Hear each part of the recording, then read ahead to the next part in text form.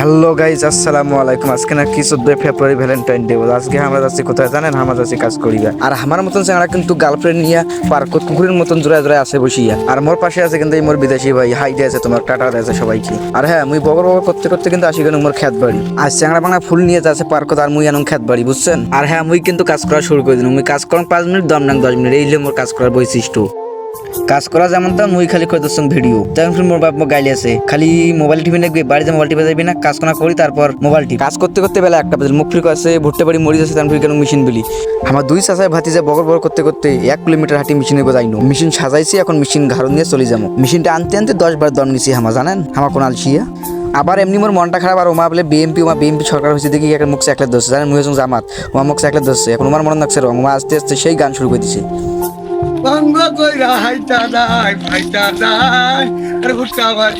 Guys, আজকে 14 ফেব্রুয়ারি আমি এগুলো কাজ করবো, বুঝছেন? আর কায় কায় গার্লফ্রেন্ড নিয়ে ঘুরে গিয়েছেন অবশ্যই কমেন্ট করে বলবেন। আর ব্লগ কোনো এই পর্যন্ত শেষ। ভালো লাগলে অবশ্যই লাইক, কমেন্ট, শেয়ার করবেন।